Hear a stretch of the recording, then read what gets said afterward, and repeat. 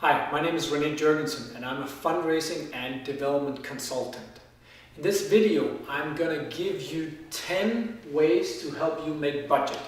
And basically, I am guessing that it's not January, February for you, that you are already in the middle of the year, maybe it's summer or maybe it's after the summer, and therefore, of course, you know that you will only have a very few months left in order to catch up and make your yearly budget before December 31st. So what I've done here is that I've given you 10 ideas that I'm going to go through, and they're all each ideas and strategies you can implement within 1 to 2 months, and therefore it will help you make budget and cross the finishing line on time before the end of the year. So let's go through each one of them in order to give you an insight on how you can actually push the line and and cross the finishing line in time before December 31st. So the first one is check your budget. So when I say check your budget, of course that, the budget should be, what you have projected as income should be, steady and it should be secure. But what we find with a lot of non-profits, a lot of charities that I've worked with, is that usually we do the budgeting, we do the projection based on guessing last year. Let's do the same this year and add a little, just creative bookkeeping, or we guess, and guessing is often wishful thinking. Oh, I hope these gifts are going to come in, and I think because I did this work, maybe something is going to come in. But that is actually a little bit more of a science. So guessing, hoping, wishful thinking is really something you want to take out of the budget. So in order to know where you are right now and to know how much you actually need to raise in order to make budget, you need to know how solid your foundation is, and your foundation is your budget. So that's why I say begin by checking your budget.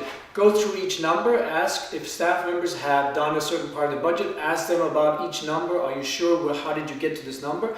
And really make sure that your budget, your projections are solid, so you're not in for a big surprise at the end of the year. This could really take the rug from under your feet.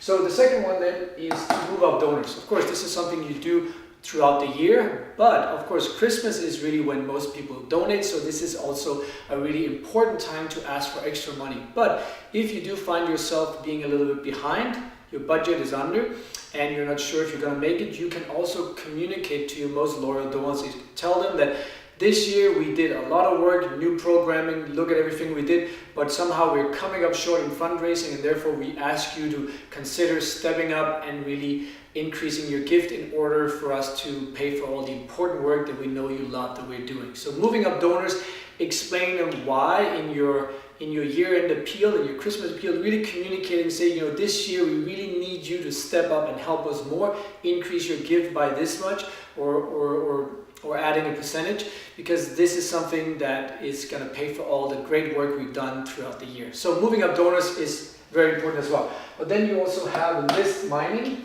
So are there donors throughout the year that have, or maybe past years, that have slipped?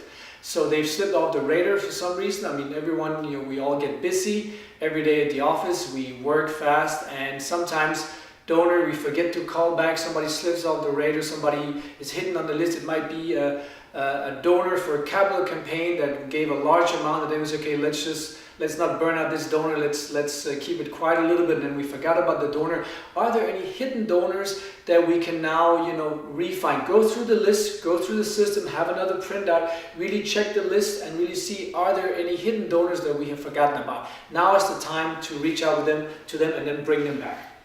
Then, of course, lapsed donors is important as well. A lot of organizations, they forget about lapsed donors after 1, 2 to 3 years. But what I've done successfully before is actually going back further, going back 4, 5, 6, even 7 or 8 years. And the reason I say this is because, of course, the longer time the donors has lapsed, the harder it is to bring the donor back. But still, it's about 5 to 6 times easier to bring back a donor than it is to find a new donor. So therefore, design a special welcome back appeal for these. You have a group of lapsed donors, 3, 4, 5, 6, 7 years. You create a special appeal going out at the end of the year where you basically show, look at all the great work we've done the last couple of years. please consider coming back as a donor. We missed you. And this is actually something I've done with success before, because a lot of donors, they might have slipped off, they might have stopped to give because of financial reasons, and now they have money again, or they might have been during the financial crisis, and now they're back to giving, and now they can give again. So you don't know, there might have been changes, and these donors might not have forgotten who you are. It's very likely that they still know your name, they still follow your work, they still see who you are. Therefore, you are now able to bring them back when you most need it. So this is another technique. Also, you can send out a year-end grant. So this might be the same way that donors look at the end of the year. They look at how much money they got left and how much money to give out. The same thing is true for a lot of foundations, where a lot of trustees will meet in October, November, even December, and they will look at the year, how much money do we have left, and then how much do we have to give out. And so therefore you want to have a timely proposal sent to these foundations, and making sure that you will be on their table when they meet a final time in the year. And this might be foundations that have said no before, now they might have more money and they might say yes. It might also be foundations that you sent something to, you reached out to 1, 2, 3 years ago, but they didn't give. This might change now if you send a proposal again. At least give them a chance to give you money by sending a proposal. Then you also have new major donors. So I put this up as, of course, the general rule for major donors is that it takes on average 18 months to cultivate a new major donor. But at the same time, donors sit at the end of the year and they see how much money they got left, and they look at what they have, the proposals, and what are their options, and then they give out their money. So if you go after new major donors, you can do prospecting, you do research, who are the major donors, other charities, annual report. You can basically get information about who are the really big donors that have a lot of money to give out. Then you send them a special appeal, you send them a letter explaining that, this is the end of the year, I know you are very generous in all your philanthropic efforts. We are an organization, please consider us this year because we're doing such great work in the community or globally. Please consider us. And that proposal landing up at the new major donors table at the end of the year, he might have money over and you might be in luck for a large gift there. So that's another way. 7, visit your current major donors. Of course, this is something you're doing already throughout the year, but what I mean here is that you should actually do a little bit of research. Do you know your major donors, how much they're giving to other organizations? It's actually very good stewardship to do research on your top donors, also maybe some of your mid-level donors, because I have found many times that some of my mid-level donors, that they were giving out really major gifts to other organizations. And therefore, if you find this through your research, you will know who to visit through the last few months of the year. This is November, December. If you find 2, 3, 4, 5 donors that are giving out a lot of money to other organizations, those are the few meetings you need to put in at the end of the year and give a good pitch, a good explanation why they should give more this year. Because if they're giving more to others, they can give more to you as well. All you need is to visit, the personal touch, and a good reason why they should give. So this is another thing I would recommend doing before the end of the year. Then you also have what's called the matching or challenge gift. This is something that you might know of already. But one reason that this works at the end of the year to help you catch up is that you will go to one of your major donors and you will tell them they're already giving their regular yearly donation, but you're now asking them to this year double or give a special unique challenge matching gift that you will then take to all the rest of the donors and ask them to give more, to step up. A lot of major donors like this because major donors, they understand how money grows, how you build money. It is about people giving more and doing more, and they might actually be motivated to give you this gift. And when you then return to all your donors and explain them this year, if you give $1 more, it is going to count as $2. This is a very strong motivational factor for everyone to step up and give more. And this extra income you're going to get is going to help you across the finishing line at the end of the year. Then we also have, you can have a Christmas event.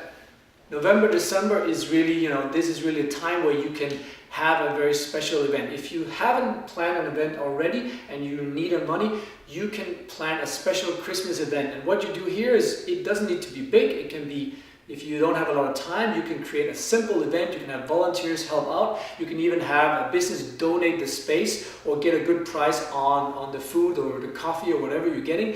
And then you create a special event where you ask all your board members, you ask your major donors and your regular donors, you give them an opportunity to bring their friends. So give them a free ticket, whatever you need to encourage them to bring in new people to this special event.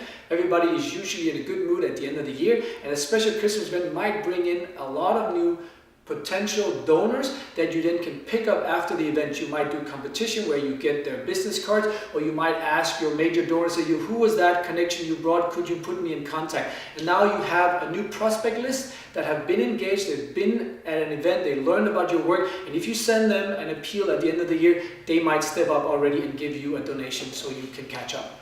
And then the last thing is what's called the telephone or an e-blast or cards. So this is really end of the year is really where all the money comes in. All the studies show that it's about 1/3 of all donations, they come in during December.